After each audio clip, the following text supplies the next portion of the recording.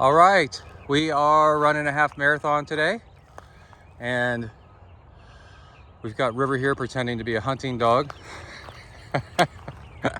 Kona, my old black lab, would have loved this, but I thought I'd start recording now because listen to all the birds. And this is just a little section of off-road. It's tiny. I run it out and back, and we're going to talk today about a possible ultra bikepacking race that I might do, my first ever, and also about no pool and what I'm doing about that, and just starting to get my gear together and thoughts about that kind of thing. So let's go ahead and get started. And let's go. This is going to be a lot of stop-start right here. There's lots of sniffs.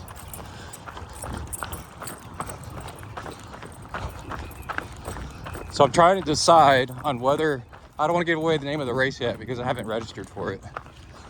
I'm waiting for a paycheck because while the race is both, oh, come on, that's a poop. While the race is both inexpensive, only $120, it requires satellite. Ooh, there's something dead there. Come on, let's go. There's, so we dead end into this apartment complex right here.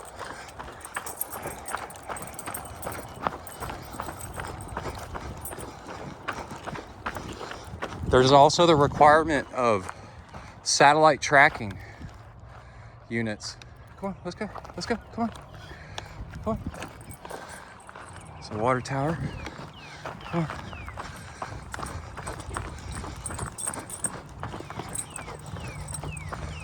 I think people come back here to party.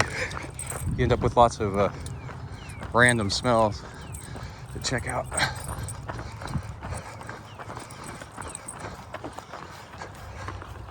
It used to be a ranch road, and now it just dead ends into an apartment complex that sprouted up out of nowhere. Welcome to Texas and lots of the United States. There's an animal trail. Look at that. You can tell by the little line right there. Yeah, there's still, and then there's a little path under the fence under here. You can tell where they go under. If you were trying to do wilderness survival, you'd set your snare right there, which is going to be part of the bikepacking adventure. It's only partially through national forest, and at some point you might want to fall asleep. So where do you sleep in Texas on a bikepacking race? Oh man, it's tough because it's all private land, you know. So let's get going here.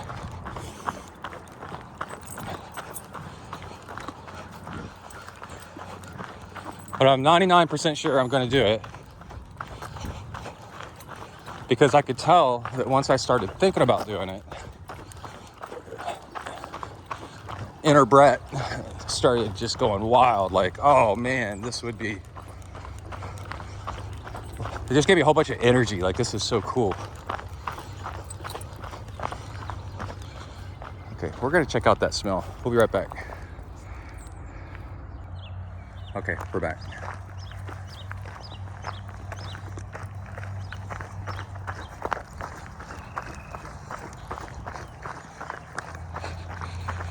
And then I started figuring out, or thinking about, how am I gonna do this race? And then my brain's racing. And it's just like the perfect combination. I've learned that that's like, if you can't stop thinking about it, this thing will fuel you for a long time as far as motivation. And I'm lacking motivation or a goal a little bit. We're going this way, come on.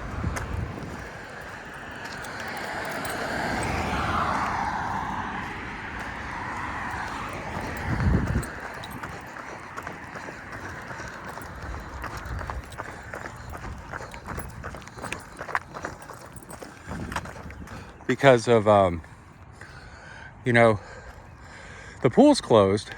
And so the thing that I do 3 times a week, now I've got a whole lot of time to train for something besides swimming.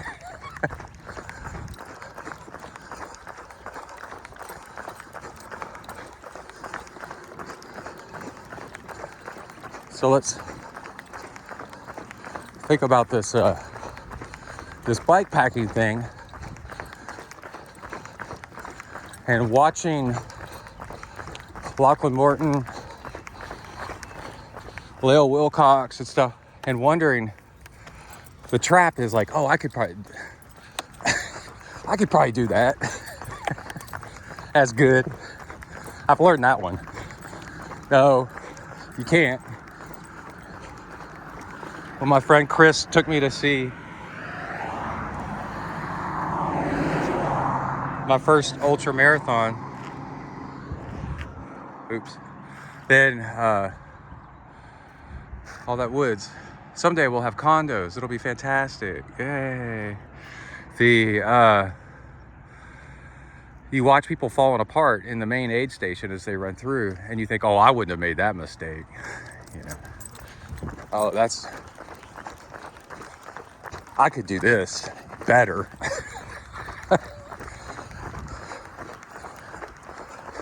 So then I went and did my first 50 miler and about died. It was horrible, but I loved it. I loved it because now I had a new goal to work towards too. It like really invigorates you. So what I've done so far, I'm gonna go over here. What I've done so far is started route planning.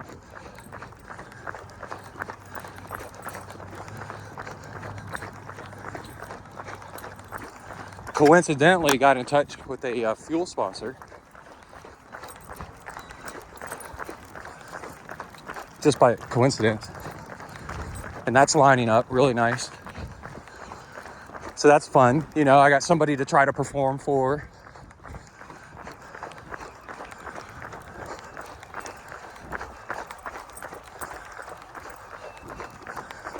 And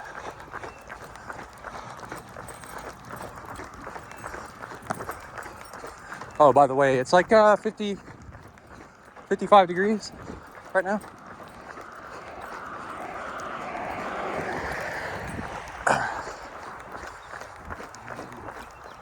Okay, we gotta be careful right here. Oop, I wasn't doing my watch, so we'll add. See, that's what happens when you start videoing.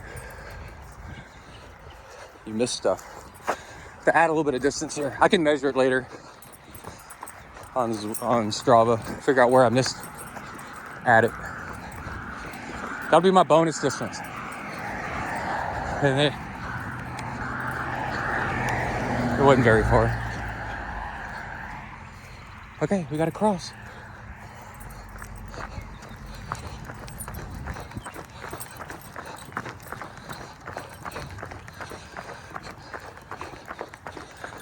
And I've got a month.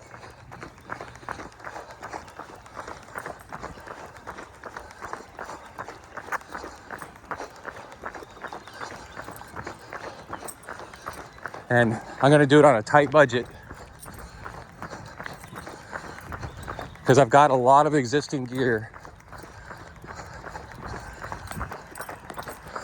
Oh, the spot tracking, for those of you that don't know, for satellite, that's what puts you on a leaderboard so you can watch dots where everybody is, along with the safety factor.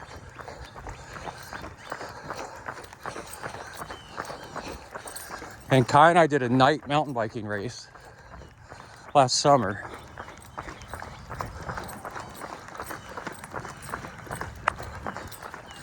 So we have lights.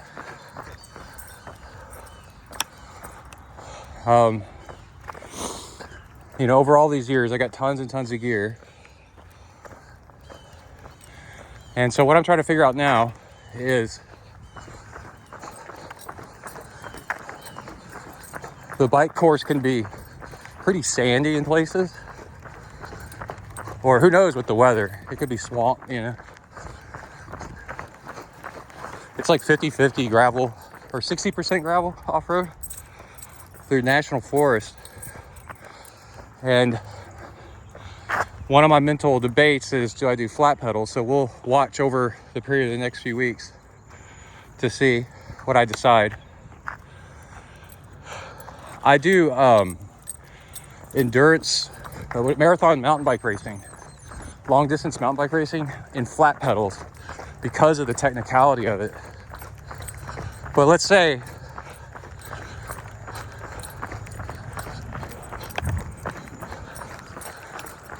I want to, I need to get off the bike and push it, or the front of the bike gets swamped in sand and I get an emergency bailout. Let's get off the road here. Not having to unclip. And unclipping gets harder and harder and harder the more tired you get. So it's at night, you're going downhill, and the front wheel gets swallowed up by sand or something happens. It is nice to be able to just let go of the bike and kind of what I call eject out of there.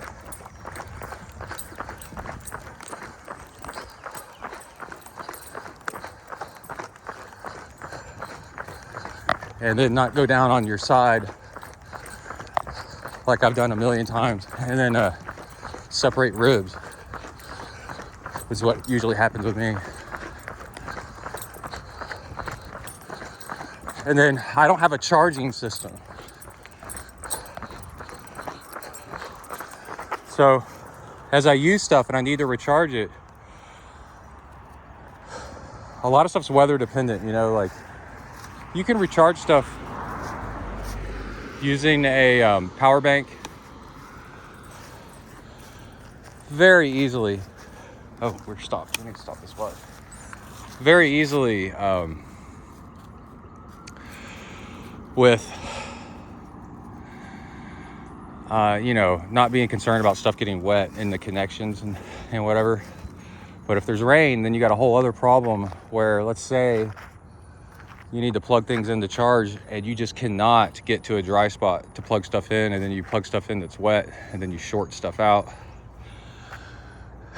And I have bike packed, I wouldn't call it bike packing though, 3 days for 320 miles. But we stayed in hotels, and we stayed in a hotel one night and a house the other night, and we're able to charge stuff up and then get going again, and able to make our food. Didn't have to stop for gas station food very much. Okay, ready? So you see, like, do I bring a hammock? Because if there's trees, I can set up a hammock and sleep in that. Hammock and a tarp.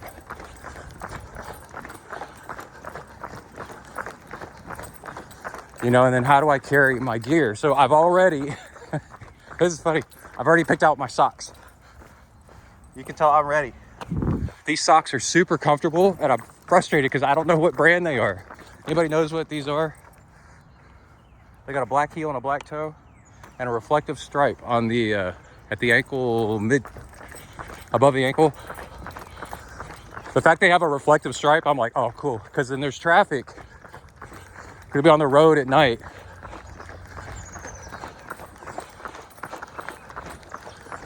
But you can see like all these things running through your mind is really, really cool. Like, how am I gonna do this? And that's part of the fun, is trying to figure out how, you know?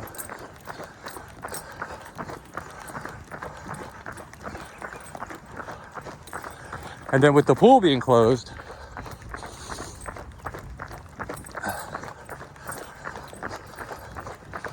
one, this gives me something to focus on, and the fact that it's biking will keep me from overrunning while the pool's closed.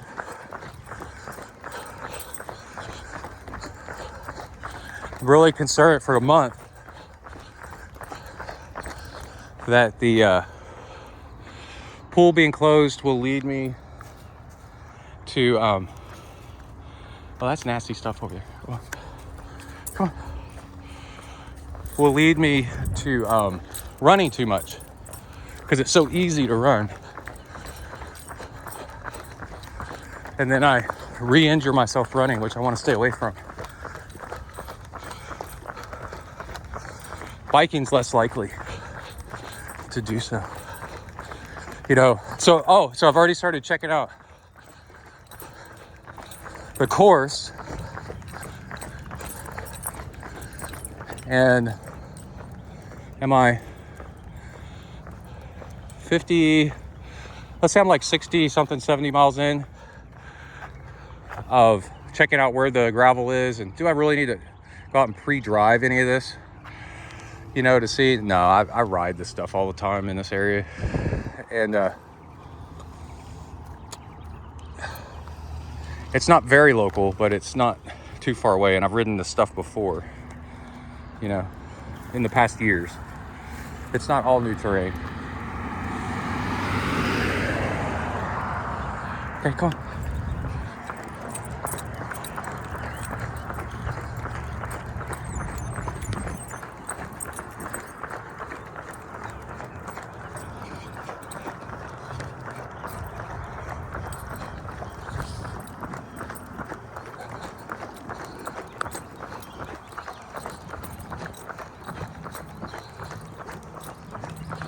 And since it's, so I could be like, with Google Street View,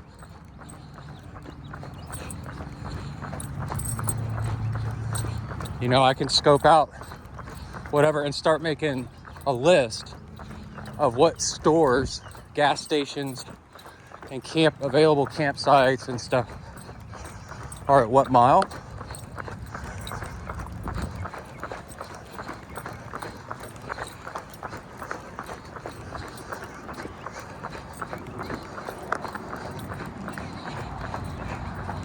And that really helps.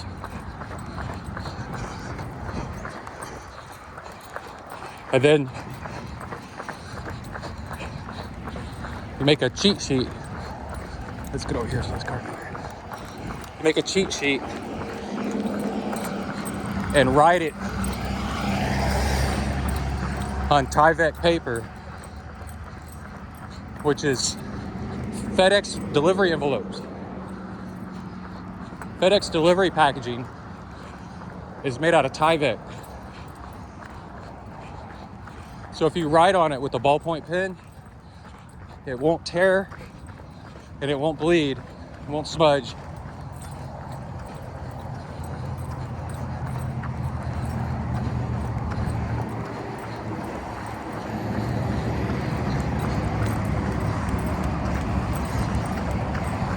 And then I can have, you know, at mile whatever, or this town. Mile whatever is this town and this type of place. We always run to the end right here and turn around and go back.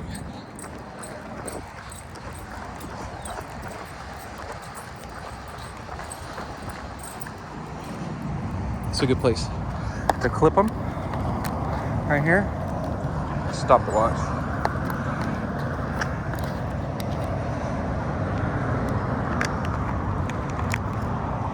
There we go. We'll get you some water on the way back. We have a secret stop.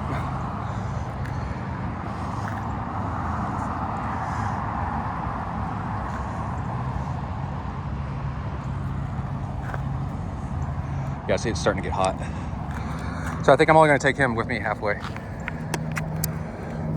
Oh yeah, put in the comments what brand socks these are. And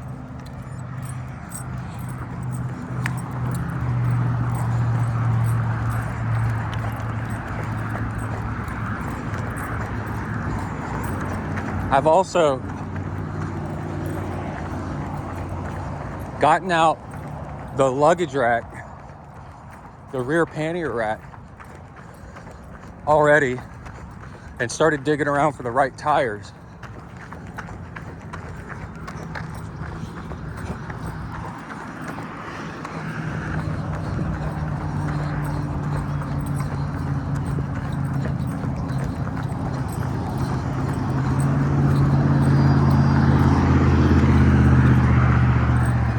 because I can fit up to a 50 in the front, and I've got one laying around.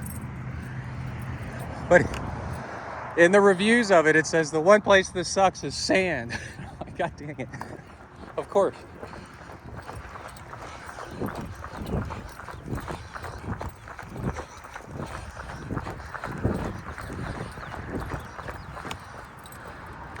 Wait a minute. Okay. And then, do not pass.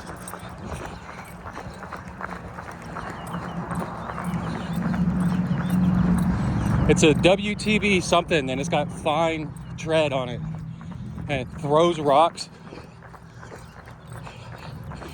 and holds on to packed mud way more than I want.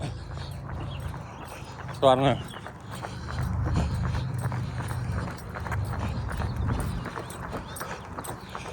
Oh, so and also I have a Garmin 840, which has a decent long battery life, but I don't think it'll last the whole thing, especially if I'm switching to map mode a lot and running it at night. So it's got the thing on the back where you can attach a battery pack to run it longer, but I don't own one of those. And I need to do this on a budget and save money for Kai's racing and not buy stuff if I don't need to. So if anybody knows somebody that has one of those attachable battery packs, let me know. I'm already gonna have to spend money doing this thing.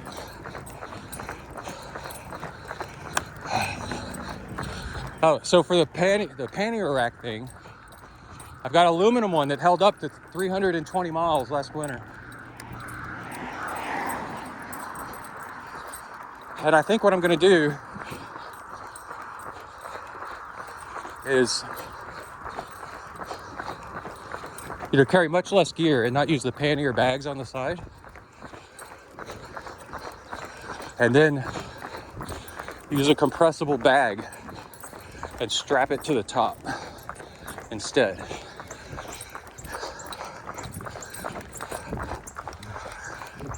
Of that.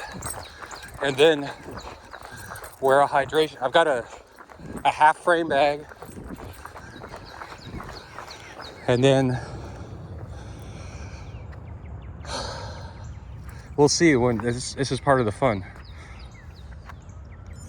while I'm trying to pack stuff and get ready and thinking about it.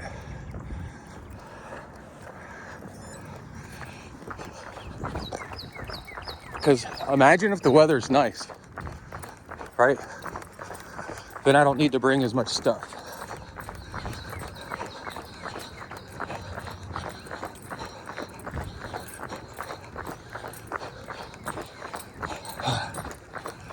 Imagine something breaking on the bike and I end up having to walk miles and miles and miles. It'd be so much nicer to be in flat pedals with running shoes on. Get myself out of there.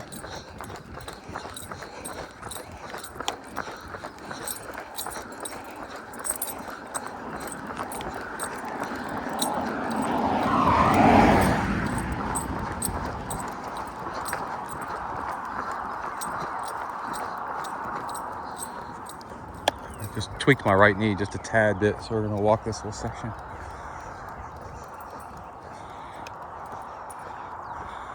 Y'all can't tell on camera, but it's a slight rise. So, oh man, there's an awesome section. I'll bring it to you in another video.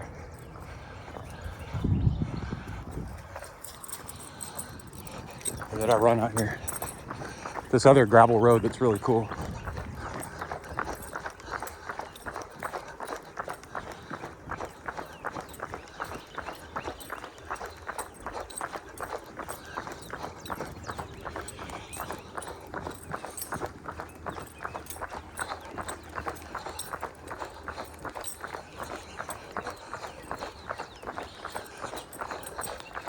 Oh, and then I need because I have aero bars, I can also strap things to the aero bars straight wise, like lengthwise, instead of crosswise.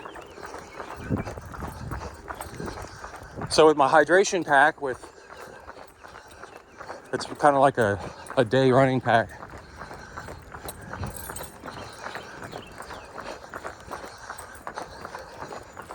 The rear pannier with gear in line on it.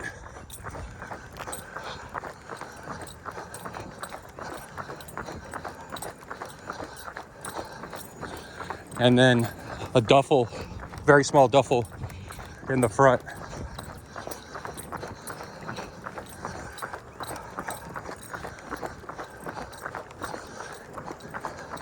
In line longitudinally, like this road with the aero bars.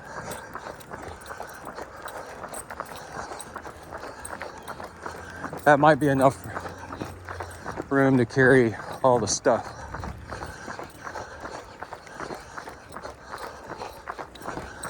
But I'm also going to go into it with a mindset of like, I don't know what I'm doing, and I'll be faster if I go easy at the beginning.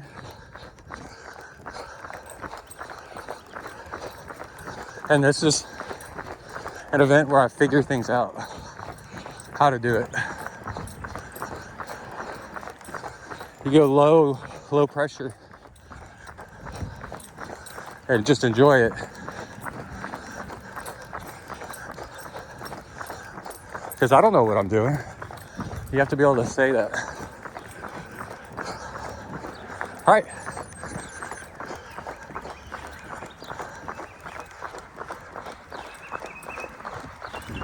We still got 10 miles to go. I'm gonna do about another 3 with him and then drop him off. Okay. Stay tuned. Bye.